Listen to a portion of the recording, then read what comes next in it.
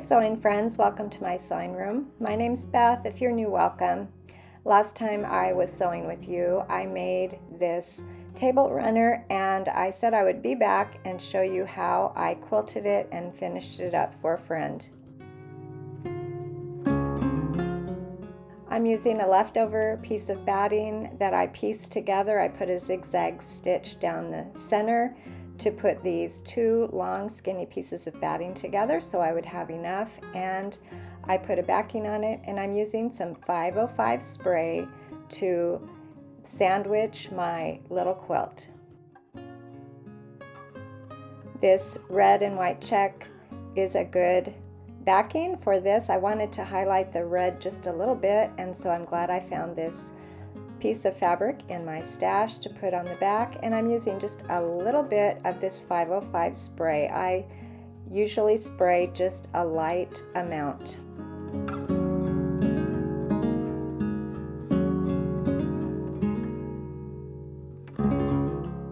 I'm using a ruler today to mark my quilt. I'll be doing diagonal lines, sort of a crosshatch pattern, and I have both a white marker and a blue marker since I have some dark fabrics and some light fabrics and I want to see my lines. I'm using my white marker right here, but I also pulled out my blue marker, and I'll leave a link below to the brand I'm using.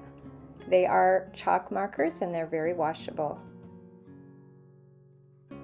When using these markers, I try not to make a really dark line, just enough so that I can see where I need to put my seam.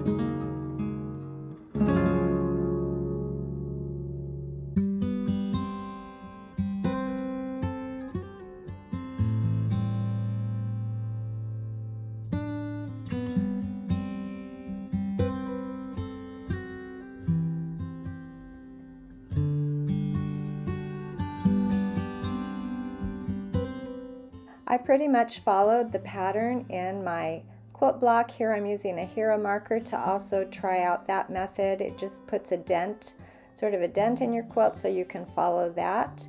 And my lines are about 1.5 inches apart, just using the pattern in my quilt block.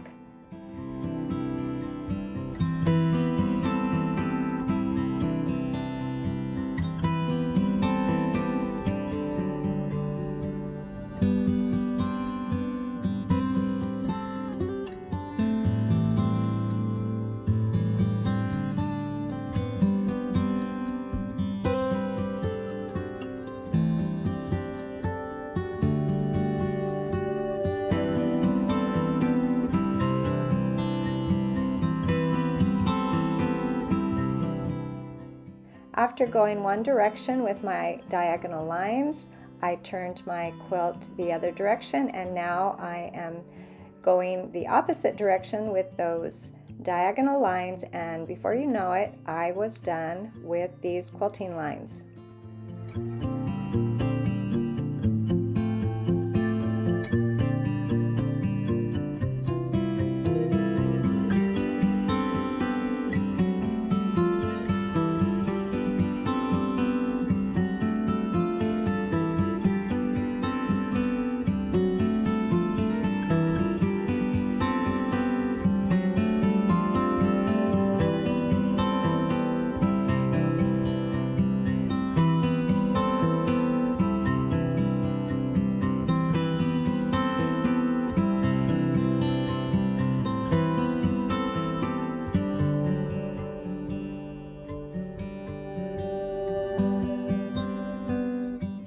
I really like the way this little table runner turned out, and now I'm going to trim the table runner and I'll add a binding.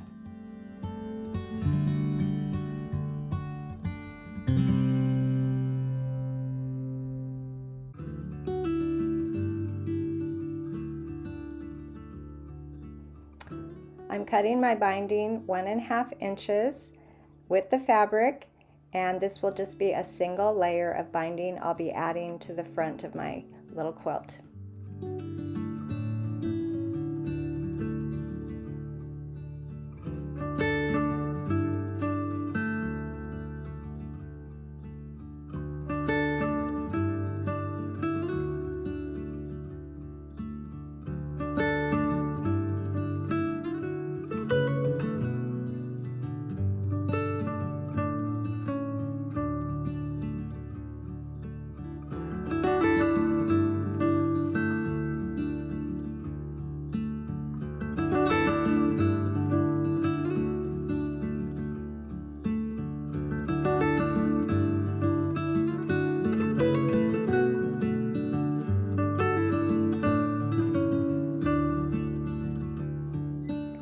I'm doing a continuous binding today, so I left a tail before I started attaching it to the front of my quilt, and I'll be going all the way around. When I get to the corner, I stop before the corner about 1/4 inch, and with my needle down, I pivot my quilt and sew off of the corner right to the corner. Then I turn my quilt and I lift the binding up and down to make a fold right there at the top, and then I will begin sewing right there on the fold. And when I turn this around to the back, I should have a nice corner on my little quilt.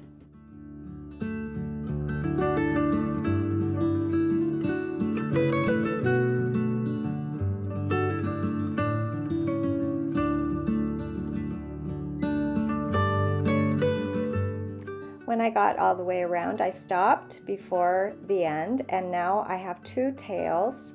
I'll fold one tail there on the left, and I'm going to cut the other tail off right there on the fold. The fold needs to be at least 1.5 inches because that's the size of my binding, and I'll use that little cut off piece to measure, and I'll cut off the excess here, so my little folded piece here should be 1.5 inches. Now I'm going to put those 2 ends together, and I'll join them just like I joined the binding when I was making it for this quilt.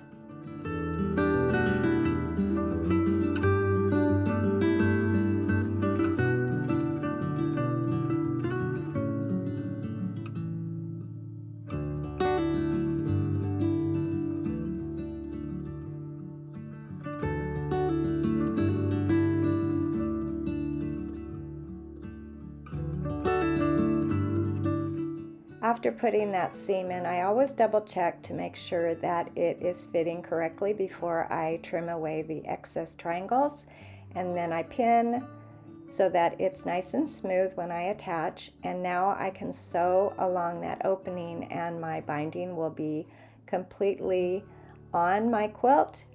Then I'm going to turn my quilt to the wrong side and tuck that binding in, the raw edge in, and I will hand stitch all the way around on the back of my quilt.